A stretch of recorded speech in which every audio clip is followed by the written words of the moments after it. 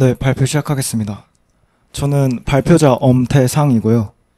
통신기지국 효율적 유지관리를 위한 사전적 이상탐지 서비스, 팀 이상하면 울리는 발표 시작하도록 하겠습니다. 목차는 다음과 같이 프로젝트 배경부터 서비스 시연까지 진행할 예정입니다. 프로젝트 배경입니다. 대한민국은 전 국민의 90% 이상이 스마트폰을 사용하는 세계적인 IT 강국입니다. 우리가 누리고 있는 온라인 쇼핑, 실시간 화상회의 같은 이 모든 현대 기술 발전의 산물들은 모두 통신 네트워크에 기반을 두고 있습니다. 기지국은 이러한 통신의 핵심 인프라입니다. 2024년 8월 기준 대한민국의 5G와 LTE를 비롯한 기지국 수 총합은 약 122만 5천 개로 전국을 커버합니다. 기지국 이상은 곧 통신 장애를 의미하며 이는 해당 지역뿐만 아니라 국가적인 기능 마비를 초래할 수 있습니다. 따라서 이 기지국들에 대한 안정적 운영과 비용 절감을 위해 이상탐지의 개념이 도입됩니다. 이상탐지란 말뜻에서 알 수 있듯이 데이터에서 일반적인 패턴을 벗어난 비정상값을 탐지하는 분석 방법론입니다. 이상탐지는 도메인 특성에 따라 다르게 해석될 수 있으며 금융, 의료, 제조 등 전반적인 산업 분야에서 사용됩니다. 이렇듯 기지국의 이상은 큰 문제이며 기존의 시스템이 탐지하지 못하는 이른바 잠재적 이상으로 초래되는 조기 대응 실패와 이에 대한 통신 안정성 문제가 부각되고 있습니다. 또한 현장에서는 실제로는 정상이나 이상으로 탐지되는 거짓 신호 현상이 종종 발생합니다. 이는 비즈니스적 관점에서 시간, 비용적으로 큰 손해입니다. 이러한 문제들에 효율적으로 대응하기 위해 저희는 다수 모델 기반 기지국 통합 이상탐지 솔루션 서비스를 기획, 제작하였습니다. 본 서비스는 모델 기반으로 실시간 기지국 데이터에서 이상 징후를 사전에 탐지, 사용자에게 UI 친화적인 대시보드로 제공합니다. 이를 통해 통신장애의 예방적 대응과 안정성 유지, 그리고 출동 등 관리 비용 절감 효과라는 최종 목표를 추구하고 있습니다. 저희 팀원들을 소개해드리겠습니다. 저희는 SKCNC 박병선 멘토님을 중심으로 총 4명의 팀원으로 구성되어 있습니다. 본 프로젝트는 후반부 발표와 대시보드 서비스를 제외하고는 조원 전체가 프로젝트 전 과정을 단계적으로 각자마다의 논리대로 진행, 매주 멘토링과 회의를 통해 발전시키는 방향으로 진행하였습니다. 다음은 도메인과 데이터 소개입니다. 모든 통신은 우리의 단말기와 기지국, 그리고 통신사 네트워크 간의 무선 상호작용을 통해서만 이루어집니다. 여기서 중요한 개념이 등장하는데요. 우리의 단말기로부터 기지국으로 올라가는 통신 방향을 상향 링크라고 표현하며 그 반대는 하향 링크라고 표현합니다. 본 프로젝트에서는 단말기와 기지국 간의 상호작용만을 중점적으로 다룰 예정입니다. 저희 원본 데이터는 다음과 같이 구성되어 있습니다. 전국 기지국들 중 총 358개를 샘플링, 머신 아이디라는 식별자로 구분하였으며 각각 2021년 9월 1일부터 2021년 10월 31일까지 1시간 간격으로 총 40만 8,875개의 행이 제공되었습니다. 각 행은 기지국 고유 번호와 날짜 시간을 합친 C키라는 인덱스로 관리되며 해당 시간대에 기지국으로부터 기록된 여러 지표들과 함께 전문가가 직접 라벨링한 이상 여부가 존재합니다. 해당 데이터는 기지국별로 2달이라는 동일 기간, 1시간 간격이 반복된 제한적인 시계열성을 띠고 있습니다. 앞서 언급했던 여러 기록 지표들 중 트래픽 관련 변수들에 대해 설명드리겠습니다. 트래픽은 간단하게 통신망을 통해 주고받는 데이터의 양에 대한 지표이며 트래픽의 급증은 통신 과부하의 원인이 될 수 있습니다. 저희 데이터셋에서는 트래픽의 사전적 정의에 가장 가까운 총 전송량이라는 변수가 존재하며 이는 말 그대로 해당 시간대 기지국이 처리한 데이터의 총량을 의미합니다. 해당 시간대 기지국의 평균과 최대 사용자 수 변수 역시 기지국의 트래픽 급증을 추정할 수 있는 중요한 직접 지표가 되겠습니다. 실제로 이상 여부에 따라 시간당 최대 사용자 수는 그림과 같이 상이한 추세를 보였으며 이는 사용자 밀집 시간대나 지역 특성 파악에 대한 중요한 정보입니다. 다음은 연결 및 이동성 변수입니다. 먼저 핸드오버에 관한 개념을 설명드려야겠는데요. 핸드오버란 사용자가 각각의 기지국들의 통신 가능 범위를 넘나들며 이동하며 통신할 때 끊김없는 연결을 제공하기 위해 기지국 간 데이터 교환 요청 행위를 핸드오버라고 합니다. 저희 데이터에 있는 인바운드, 아웃바운드, 인터 핸드오버 성공률 이 세 개의 비율 지표가 존재합니다. 그림을 보며 하나씩 풀어 설명하자면 인바운드 핸드오버 성공률은 다른 기지국에서 우리 기지국으로 들어오는 사용자 연결 요청의 성공 비율을 의미하며 아웃바운드는 반대로 밖으로 나가는 방향의 성공률이 되겠습니다. 인터 핸드오버 성공률은 동일 기지국 내에서 셀이라는 이런 커버리지 공간 구분 단위끼리의 핸드오버 성공률을 나타내며 타 변수들의 결칙이 500개 이하로 작았던 것에 비해 인터 핸드오버 성공률 변수는 약 18%의 높은 결축률을 보였습니다. 이디의 결과 인바운드 핸드오버 성공률 같은 경우 이상 여부에 따라 상이한 추세를 보이는 것으로 보아 중요한 정보를 담은 시그널이라고 저희는 판단했습니다. 다음은 품질 및 성능 변수입니다. PRB는 기지국이 데이터를 전송할 때 사용하는 물리적 네트워크 자원 단위이며 전송 방향에 따라 상하향 지표가 모두 존재합니다.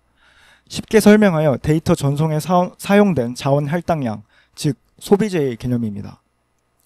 재구성 성공률은 데이터 전송 중간에 화질 변경과 같이 설정이 변경될 때 성공적으로 조정을 수행한 비율을 의미합니다. 다음은 블록 오류율인데요. 이는 말 그대로 데이터 전송 과정에서 발생한 오류의 비율이며 역시 양방향 지표가 존재합니다. 하향 블록 오류율 지표에서는 이상 여부에 따라 아주 극명한 추세 차이를 보이는 것으로 보아 직접적인 기지국의 성능과 정송 품질과의 연결성을 파악할 수 있었습니다. 다음은 전처리 과정입니다. 본 그림은 본 서비스의 전체적인 이상 탐지 파이프라인을 앞서 한번 언급드리며 전처리 과정으로 넘어가겠습니다. 전처리 과정입니다. 저희 논리대로 흐름을 구성하였으며 각 단계별 설명은 장표를 보며 진행하겠습니다. 먼저 ED의 결과 유니크 해야 될 C키, 아까 식별자 C키 값이 동일 날, 시간에만 중복이 발생함을 확인하고 비즈니스적 추정을 통해 중복을 제거하였습니다. 또한 전체 2달 기간 중 시간대가 누락된 비율, 이 60% 이상인 기지국 6곳을 제거하여 데이터의 불확실성을 줄이는 사전 클렌징 작업을 실시하였습니다. 저희 데이터에는 2달이라는 동일 기간 동안 대부분의 기지국들에서 날짜, 시간 누락이 존재했고 저희는 이 시계열적 불연속성 처리에 대한 고민을 굉장히 심도 있게 진행하였습니다. 먼저 기지국별로 누락된 시간대 행들을 모두 복원 생성하여 연속성을 충족시킨 후 이 누락되었던 시간 패턴을 탐색한 결과 새벽 시간대가 대부분임을 파악했습니다. 충분한 조사와 비지적 추정을 거쳐 저희는 이 반복적으로 기지국이 데이터를 수집하지 않았던 이 시간들을 사용자 수 부재에 의한 것으로 판단하였고 이에 지표 특성에 따라 0 또는 100으로 상수 처리하며 사용자 부재 상황을 재현하였습니다. 전체 누락행 중 비반복 패턴 시간대, 즉 앞에서 처리되지 않은 결집값들은 약 23%로 이들은 사용자 부재에 의한 상황이 아니라고 판단, 보관을 진행하였습니다. 이 과정에서 데이터셋의 가장 적합한 보관을 판단하고자 시간대의 결칙이 존재하지 않는 기지국들을 추출하여 원본과 동일한 패턴으로 결칙을 임의로 발생시켰습니다. 이 임의 발생 결칙들을 여러 보관법으로 채우는 과정에서 원본 데이터와의 최소 RMSE를 기준으로 최종적으로 선형 보관을 채택하였습니다. 이 과정을 진행하며 시계열에서의 이상 탐지였던 만큼 함부로 행을 제거할 수는 없었고 모델에 입력하기 위해서 시계열적 연속성이 보장되어야만 했던 애로사항이 있었습니다. 다음은 파생 변수입니다. 시간과 요일은 주기적인 특성을 가진 변수입니다. 이런 특성을 비시계열 모델에게도 반영하기 위해 시간 요일 변수에 인사이클리컬 인코딩 기법을 적용했습니다. 매주 하루가 넘어갈 때마다 분절이 존재했던 전에 비하여 매끄럽게 사인 코사인 함수로 연결되어 순환성을 만족한 후 그림을 보실 수 있습니다. 파생 변수입니다. 저희는 여러 아이디에이션을 통해 최대 PRB로 가용 PRB를 근사하여 가용 대비 사용 PRB 비율을 파생 변수화하였습니다. 이는 기지국이 PRB 자원을 얼마나 사용했는지에 대한 지표이며 원본 데이터에 실제 가용 최대 PRB 지표가 기지국별로 존재하지 않았기 때문에 아래 식과 같이 근사하여 사용하였습니다.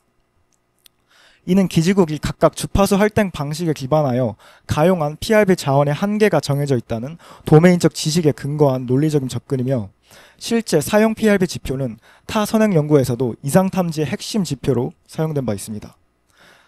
시간 누락 비율 변수입니다. 이 변수는 원본 데이터 기준 기지국별 누락된 시간대의 비율입니다. 물론 앞서서 전처리 과정에서 시간대 복원과 시계열적 불연 속성에 대한 처리를 하긴 했지만 파생 변수로도 계속 이 기지국별 누락에 대한 정보를 모델에 넘겨주는 게 기지국의 안정성과 성능 왜곡 방지를 위한 중요한 기준이 될 것이라고 판단했습니다. 이후 더 많은 파생 변수를 추가하여 카테고리별 최종 변수들을 선별하였고, 이 이후 모델링 파트부터는 박선영 조원이 이어가겠습니다. 데이터 전처리 이후 모델링 파트를 설명드리겠습니다. 각 계열별 모델을 적용 및 평가한 결과 최종적으로 4가지 모델을 선정하였습니다. 이상 탐지 모델링 과정에서 고려해야 할 주요 특징에 대해 말씀드리겠습니다. 먼저 이상 데이터는 정상 데이터에 비해 희소한 경우가 많아 모델이 정상 데이터에만 편향되어 학습될 가능성이 높습니다. 이를 해결하기 위해 오버샘플링과 언더샘플링 기법을 적용하여 데이터의 균형을 맞추는 작업이 필요할 수 있습니다.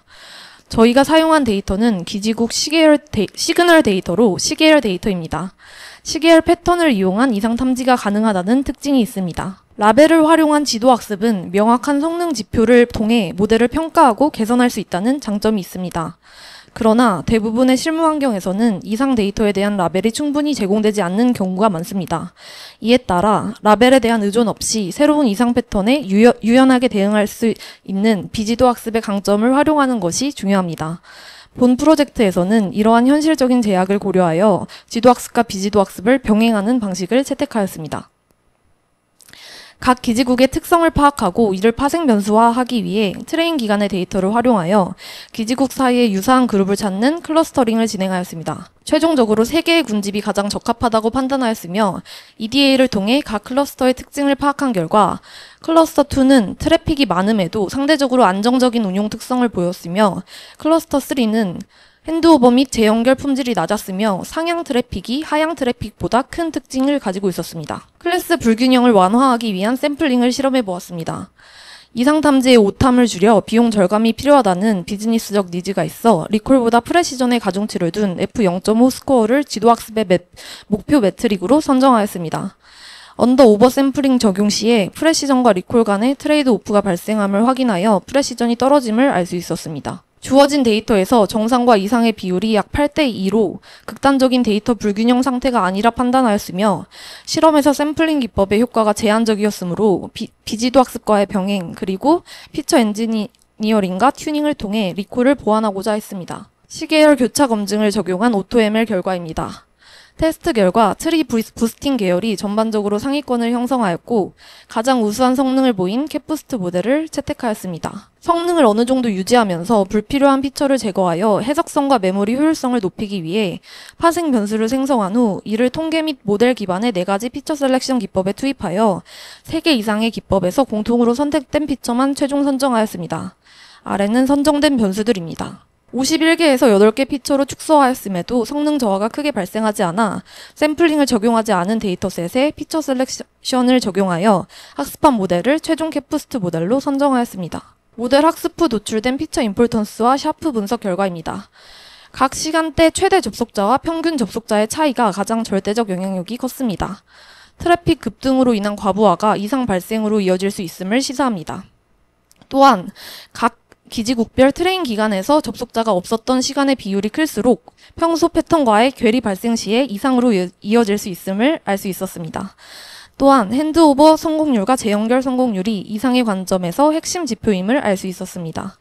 앞서 상향 트래픽이 하향 트래픽을 초과하는 경향을 보였던 클러스터 3는 주의가 필요함을 알 수 있었습니다. 다음으로 라벨 없이 구축한 비지도 방식의 모델들을 설명드리겠습니다. 랜덤 분할을 통해 데이터의 고립도를 기반으로 이상 탐지를 수행하는 아이솔레이션 포레스트 모델입니다.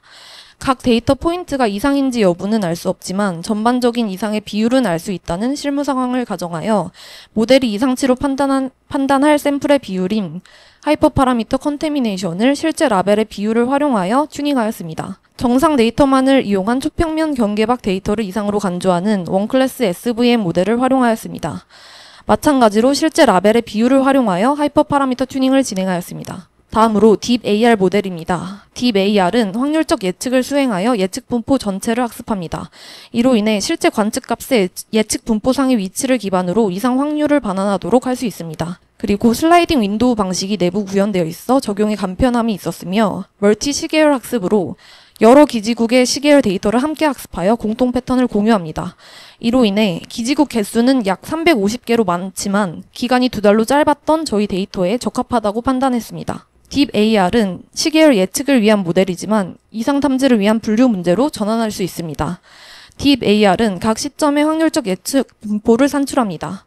따라서 관측값이 예측 분포에서 벗어나는 정도 또는 신뢰 구간 안에 들어오는지 여부를 통해 이상 여부를 판단할 수 있습니다. 딥AR이 정확한 시계열 예측을 수행해야 그 예측 분포로부터 이상치를 올바르게 가려낼 수 있습니다. 실험 결과 내부 핸드오버 성공률 변수를 타깃으로 했을 때 MSE가 가장 낮아 최종 타깃으로 선택했습니다.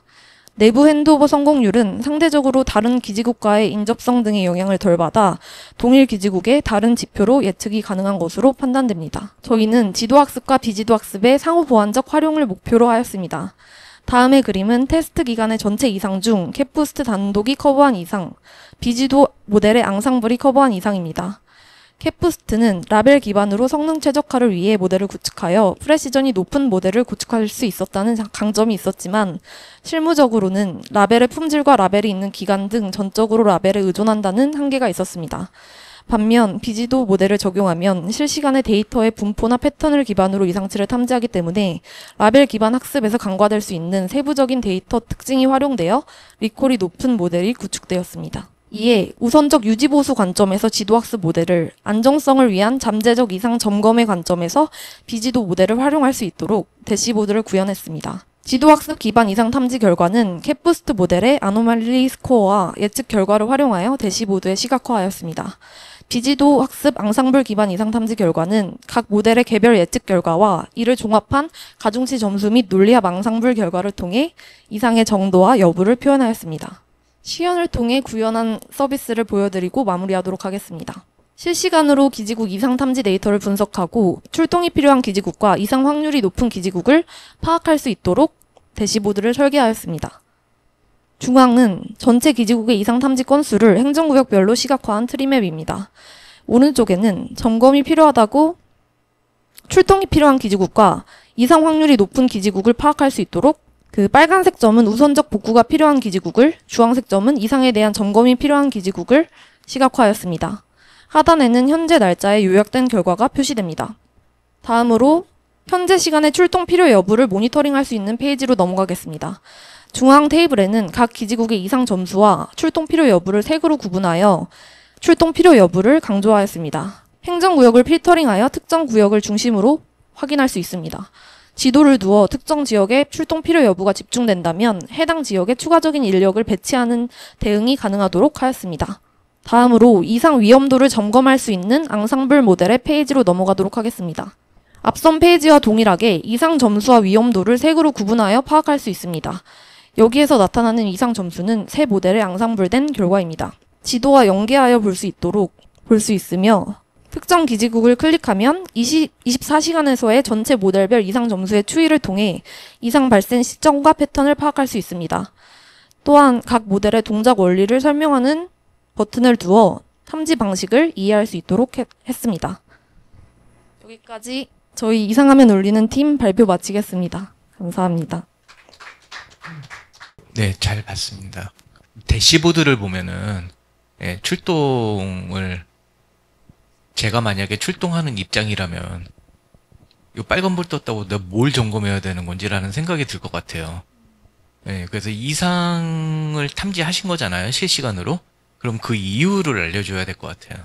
네, 그 부분에서 저희가 원본 데이터를 실제로 보여주는 것을 구현하려고 하였는데 이제 기간이 축소됐다 보니까 그 부분을 미처 구현하지 못한 것 같아서 저희도 아쉬움이 남아있고 추후에 그 부분을 개선하도록 하겠습니다. 그리고 사실 그 CNC 멘토링님이 주신 데이터를 기본으로 해가지고 만든 건데 사실 그 데이터에 보면은 뭐라 그러나 아직 시도하시는 학생 입장이시니까 의표를 찌르는 그런 건 좀 없어가지고 아쉽거든요.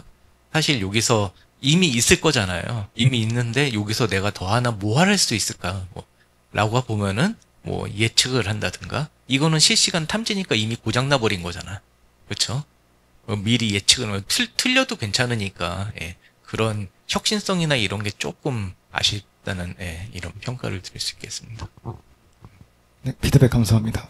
사실 이쪽 전공이 아니면 되게 용어도 그렇고 변수도 그렇고 되게 도메인 지식이 부족할 수 있는 영역인데 되게 EDA를 열심히 진행하셨고 이해하려고도 노력하셨고 또 결측치를 어떻게 하면 이 데이터 특성에 맞는 결측치 보관 방법을 할지도 고민하신 흔적이 보여서 되게 인상적이었거든요.